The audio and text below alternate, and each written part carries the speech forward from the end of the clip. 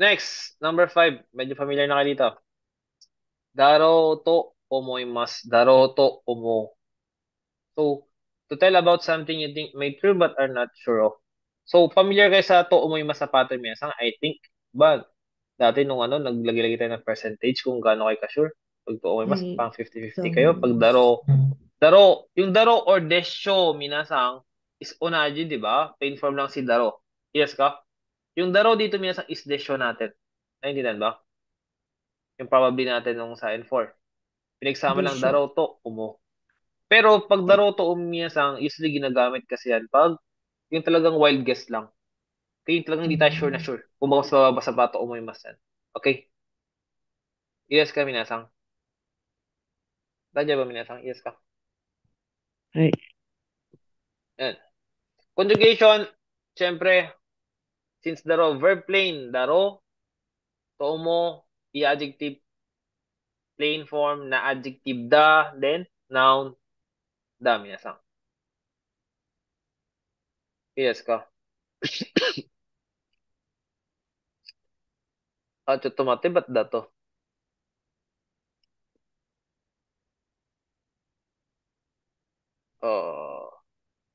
Ito mati.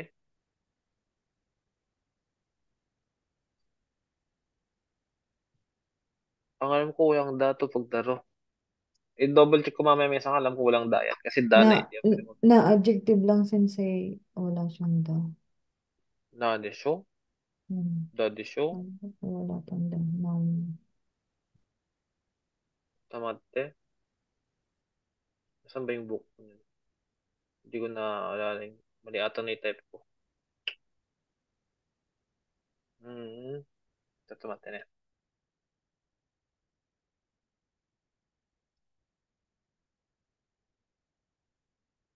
Daro to umo.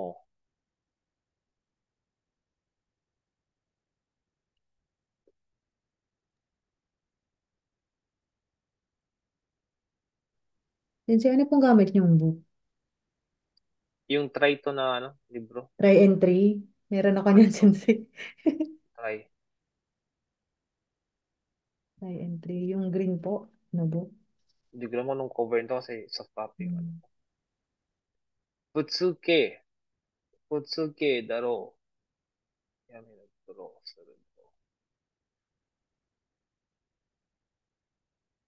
Oh, wala nga. Walang da. So, ganyan lang. Walang dami sa nga. Yung da dyan, yung da dyan dapat maka-cross out tong dalawang to. Okay. Saan ba yung may X dito? Okay. Yan. Sabi nga miyasang pag mag-ano kayo ng guess nyo, di ba? Daruto mo. Tell about something you think may be true but are not sure of. Kung basta, yung hindi kayo talaga sigurado, parang nanghula lang talaga yung miyasang wild guess lang. Okay? Dahil ba minasang? Yan. Gagamitin yung si Daruto, umo.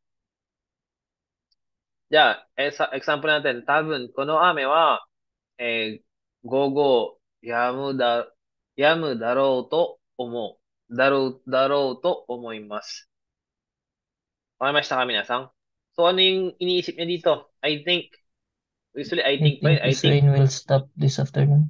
so I think probably, pwedeng ganyan yung Maybe. pinapag-translate nan. So, I think probably, Maybe this.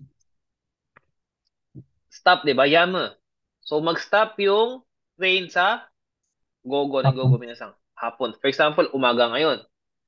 Parang nag-wild guess lang siya, nag-guess lang siya na wala naman siyang, hindi naman siya sure kung mangyayari or hindi. Minasang, ha? Idas ka? Kumbaga hindi siya nanood ng news, hindi siya wala siya na-follow Mahal. ng news.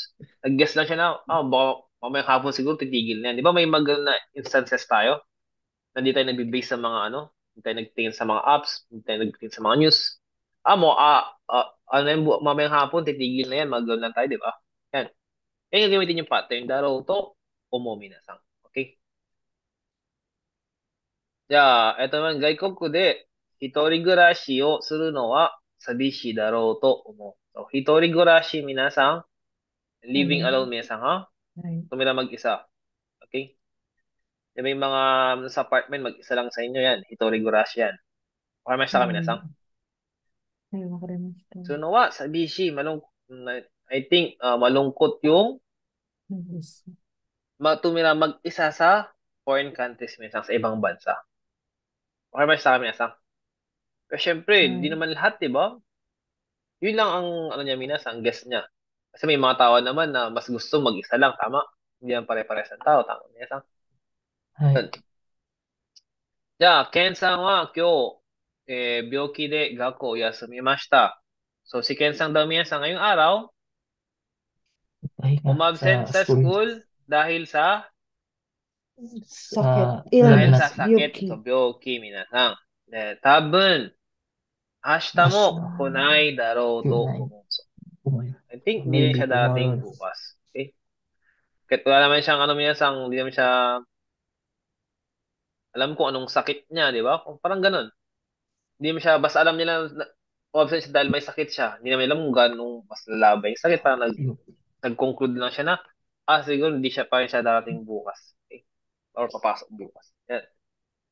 So, gano'n lang minasang, basta yung sobrang baba nung ano nyo, na nag-guess lang kayo, Daroto Umo na lang ang gagamitin nyo instead of to umoy masa. Para mas taka minasang. Ay, Yeah, eto. I think today's grammar will be easy. Yono Bompo wa. Yo wa Ayan, bunpo. Kantan. Tan. Kantan Daruto Kyo Omoimasu. no Yono bunpo. Bompo. はい。今日の文法は、ba't mali yung kanji?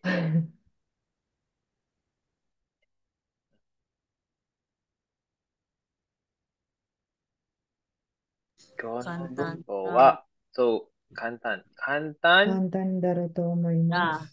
Kantan daro. So, walang da namin sa akin, hindi kantan dadaro. Wala tayong kantan dadaro, ha?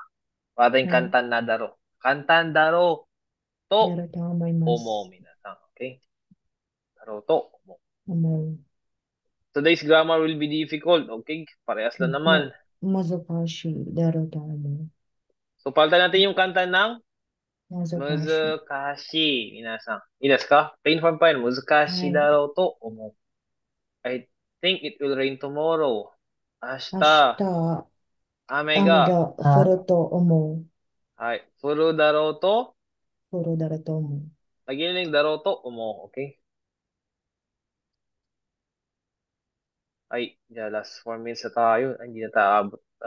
May isang Zoom pa tayo minsan ha? Inas ka? May isa pang pattern tayo. I think he'll be here in 10 minutes. Ano, Kare, or kare ka. Juponi nattara. Yan bigyan. 10 minutes. So, Jupo. so 10 minutes yung gugulin minsan. Jupon guray. Ni kakaru? Kakaru? So, shortcut dyan minasang, sabihin nyo lang na, for example, 10 minutes. Jupon guray. Jupon guray. Guray de minasang. De kasi 10 minutes yung gagamitin niyang oras para dumating. Okay? Quantifier ba yan, sensei? Sige. Parang yung parang yung time na ginamit mo, gagamitin. Okay? So, darating siya within 10 minutes ibig sabihin. So, it takes 10 minutes na dumating siya instead of kakakarimas niya. Okay?